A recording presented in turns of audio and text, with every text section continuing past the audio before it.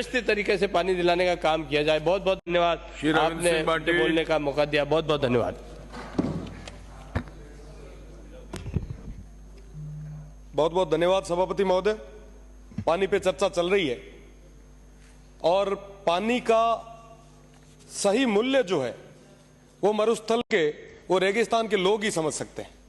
सीमांत के लोगों से ज्यादा तो कोई समझ ही नहीं सकता। ऊंडे तले और पानी पीर में इतनी तक पुगा।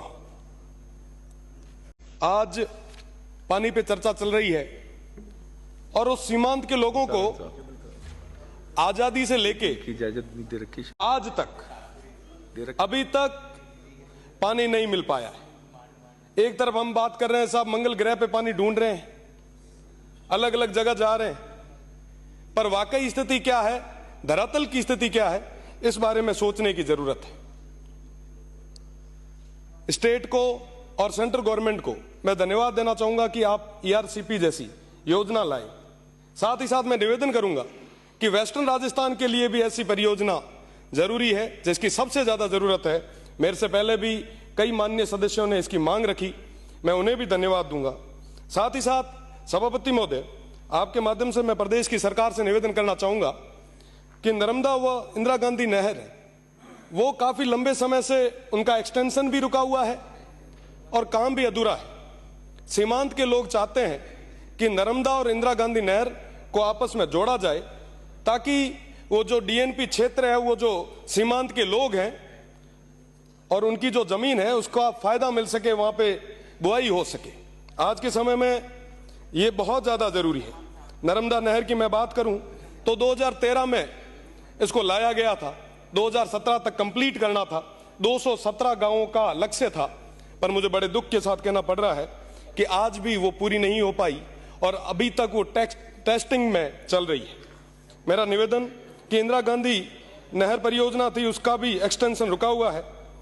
मैं निवेदन करना चाहूंगा कि इस बारे में भी आप दिखवाएं। बाड़मेर लिफ्ट कैनाल के माध्यम से शिव ब्लॉक के और बाड़मेर तक, बाड़मेर की विभिन्न गांवों तक पानी पहुंचाया जाता है, पर मोहनगढ़ जहां से ये पानी आता है वहां पे कई बार बिजली आपूर्ति की कमी के कारण ये समस्याएं पैदा हो रही है। आज जल और बिजली दोनों की चर्चा है, इसलिए मैं इस मुद्दे को भी विशेष रूप से रखना चाहूंगा। मुझे भरोसा है आने वाले समय में प्रदेश की सरकार इन विषयों पे मुख्य रूप से ध्यान देगी।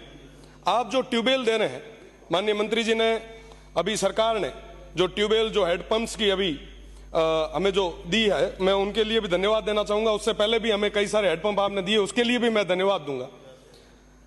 आप जो हेडपंप दे रहे हैं वो बोरवेल 600-700 फीट के बाद में आपका विभाग कहता है कि साहब इससे ज्यादा हम कर नहीं सकते, अमाउंट इतना ही है।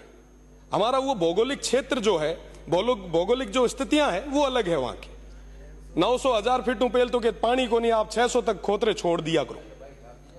वहां पे जरूरत है कि प्रॉपर तरीके से ट्यूबवेल्स हो, उन लोगों को पानी के लिए भटकना नहीं पड़े। एक ढाणी से दूसरी ढाणी के बीच का जो गैप है वो बहुत ज्यादा है। मेरा निवेदन कि आप इस बारे में भी सोचें। साथ ही साथ जो पुराने हमारे संसाधन थे, बेरियां थी, बावड़ियां थी, हमने उनका रखरखाव छोड़ दिया। पुराने जो स्रोत थे हमने उनको छोड़ दिया, जिसकी वजह से आज ये तमाम समस्याएं हमें देखने को मिल रही है। मेरा निवेदन रहेगा कि आप एक विशेष पैकेज बनाएं, विशेषकर सीमांत के उन लोगों के लिए, ताकि वो जो बेरियां हैं, वो बावड़ियां हैं, वो तालाब है, उनको हम पूरे तरीके से संरक्षित कर सके। साथ ही साथ एक जायका का प्रोजेक्ट रुका हुआ है, काफी लंबे समय से वो पेंडिंग चल रहा है। चोटन की 18 पंचायतें जो मेरी आ रही है, उसके साथ साथ चोटन क्षेत्र के भी कई सारे गांव इससे प्रभावित हो रहे हैं। मेरा निवेदन कि आप इस बारे में भी सोचें। मेरा निवेदन कि स्टाफ की बहुत ज्यादा कमी है। आपको बताना चाहूंगा कि जो नर्मदा है वह आलेटी से लेके गडरा तक लगभग 5 AN लगते हैं, पर वहां पे 1 AN ही पोस्टेड है। मेरा निवेदन कि आप स्टाफ को भेजें और कम से कम जिनसे कोई जो पिछली गवर्नमेंट में सही काम नहीं कर रहे थे, आप तो उनको भी भेज दो, पर हमारी वो पोस्टें भर दो, ऐसा मेरा निवेदन रहेगा। साथ ही साथ काफी लंबे समय से ये जो गर्मी के दिनों में आप कार्मिक लगाते हैं, इनके अंदर कई सारी अनियमितताएं हैं। आप इन ठेकों पे विशेषकर जांच करवाएं। लंबे समय से, जब से ये आपने ठेका प्रथा शुरू की है तब से लेके आज तक इसमें भारी अनियमितताएं हैं, आप इसकी जांच कराएं। थोड़े दिन पहले मैं एक बस माननीय सभापति, मैं एक गांव बिजावल में गया, वहां बिजावल में गया, आप सोचो कि वो गांव जहां पे नेटवर्क नहीं है, वहां पे कई सारे लोग, बड़े बुजुर्ग 80-90 साल के बुजुर्ग, वो उस टंकी के नीचे बैठे थे। वो कह रहे हैं कि साहब 30 दिन से हमें पानी नहीं मिल रहा, धरना दे रहे थे। साहब धरने की स्थितियां क्यों पैदा होती है, इसके बारे में भी हमें विचार करना होगा।